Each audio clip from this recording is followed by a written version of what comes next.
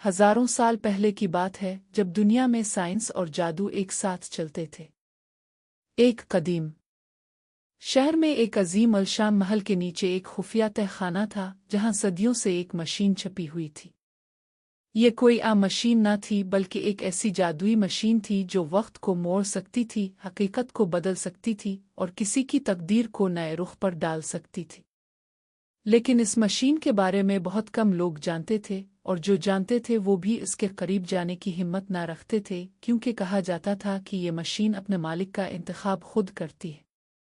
ये कहानी शुरू होती है एक नौजवान मुजिद अजान से जो अपनी इजादात और नई नई चीज़ों में गहरी दिलचस्पी रखता था।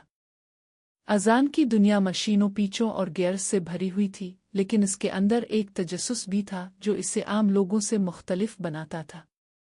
वो अपने दादा की पुरानी किताबों में अक्सर जादुई मशीन का जिक्र पढ़ता था और हमेशा सोचता था कि क्या वाकई ऐसी कोई मशीन मौजूद हो सकती है।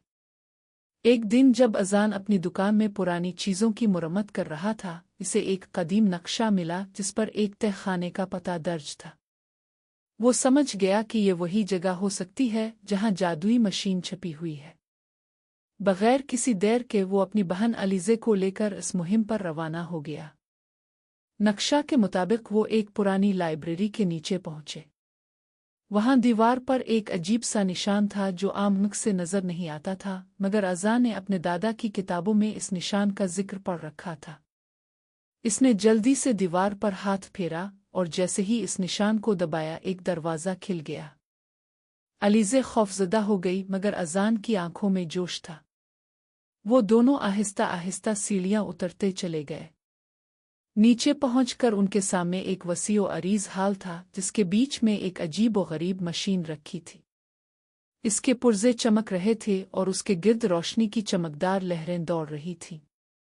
ऐसा लगता था जैसे ये कोई आम मशीन न हो बल्कि किसी जादुई ताकत का मरकज हो। अज़ान और अलीज़े जैसे ही मशीन के करीब पहुंचे, अचानक मशीन खुद ब खुद चलने लगी। इसके अंदरूनी गियर्स हरकत में आ गए और इस पर एक कदीम जुबान में कुछ अल्फाज अलिफाबेरनी लगे। अज़ान ने जल्दी से अपनी किताबों से वो जुबान समझने की कोशिश की। इस पर लिखा था, जो वक्त को काबू करना चाहे इसे अपनी नीयत का खालिस होना ज़रूरी है। जो इसे गलत इस्तेमाल करेगा वो खुद वक्त के भंवर में फंस जाएगा। ये पढ़कर अज़ान और अलीज़े हैरान हो गए। अज़ान ने मशीन के एक लीवर को आहिस्ता से खींचा और जैसे ही इसने ऐसा किया, अचानक उनके अर्द गिर्द की दुनिया बदलने लगी। वो एक नए वक्त में पहुंच गए जहां इमारतें अजीब थीं, लोग मुख्तलिफ लिबास पहने हुए थे और हर चीज़ हैरत अंगेज नजर आ रही थी। अज़ान और अलीज़े ने महसूस किया कि वो किसी कदीम दौर में पहुंच गए हैं। यहाँ बादशाहत का ज़माना था और लोग घोड़ों पर सवार थे। उन्होंने देखा कि एक बादशाह के महल में एक तकरीब हो रही थी।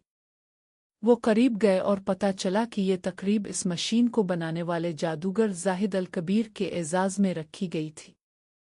अज़ान को हैरानी हुई कि वो इस वक्त में पहुंच चुके हैं जब ये मशीन बनाई गई थी। वो जाहिद अल कबीर से मिलना चाहते थे, मगर जैसे ही वो आगे बढ़े, महल के सिपाहियों ने उन्हें गिरफ्तार कर लिया। उन्हें बादशाह के सामने पेश किया गया। बादशाह ने पूछा कि वो कौन हैं और यहाँ क्यों आए हैं। अज़ान ने अपनी हकीकत बताई, मगर बादशाह ने यकीन नहीं किया। बादशाह ने हुक्म दिया कि उन्हें कैद में डाल दिया जाए, मगर रात के वक्त जाहिद अल कबीर खुद उनसे मिलने आए। उन्होंने अज़ान की आंखों में सच्चाई देखी और कहा, अगर तुम वाकई इस मशीन को इस्तेमाल करना जानते हो तो ये साबित करो। लेकिन याद रखो, ये मशीन सिर्फ नेक नियत इंसानों की मदद करती है। अगर तुम्हारी नीयत गलत हुई तो तुम कभी अपने वक्त में वापस न जा सकोगे।